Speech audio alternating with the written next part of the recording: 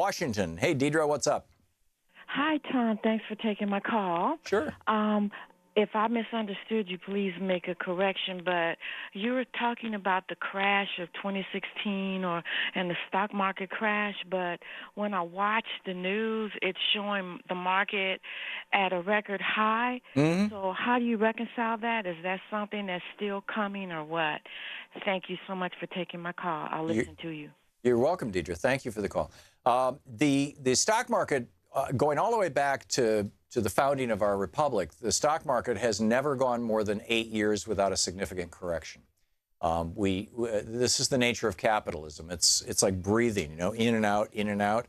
And so the market goes up, then it goes down, then it goes up, then it goes down. And over time, the ups vastly outweigh the downs, and which is why people put their money in the stock market long term.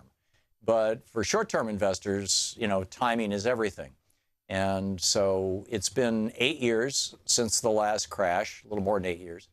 And so there's no shortage of articles on a fairly regular basis in the Financial Times and other, financial publications suggesting that any minute now, and that the, companies are overvalued, and the, on the one hand. On the other hand, there is a school of thought that suggests that, Reaganomics has done its job, that small and medium-sized businesses have been, by and large, wiped out or marginalized.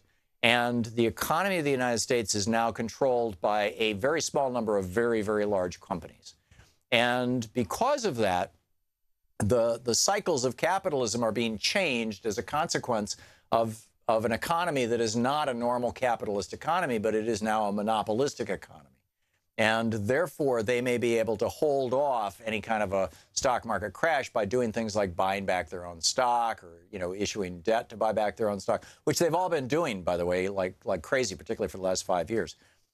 I don't honestly know the answer. When I wrote the book, The Crash of 2016, back in 2013 or 14, basically most of that book is the story of how the Powell memo in 1971 by Lewis Powell became the Republican policies.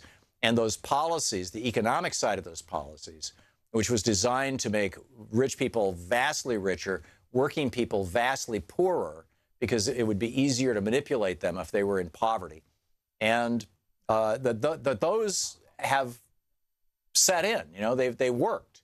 The Powell memo was executed. The think tanks were created.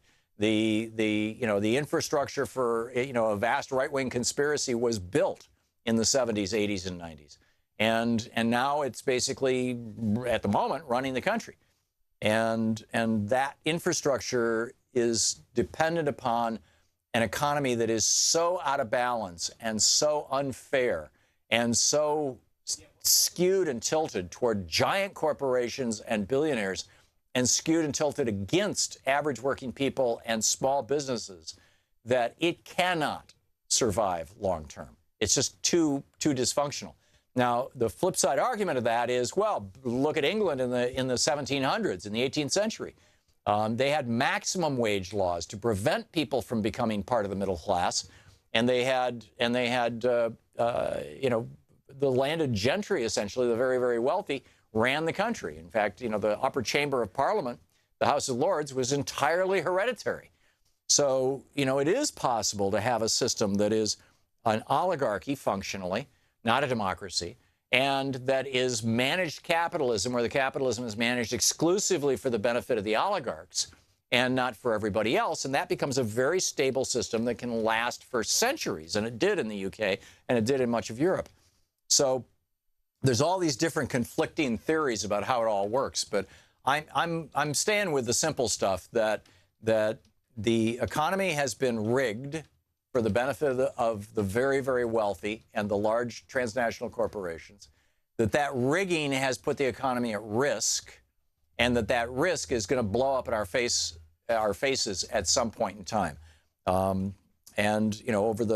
the short term, there's money to be made in the stock market. I subscribe to in fact, they help sponsor our show, an investor newsletter called the Aden Forecast. ADENforecast.com, I think, is their website. And they've been talking about, hey, stay in the stock market for a while. It's still going up. And when it starts going down, we'll let you know. although I'm not in the stock market. I probably should be. So anyhow, that's everything I know about that, Deidre. Deidre, I've got to move along, but thank you for the call. It was a great question.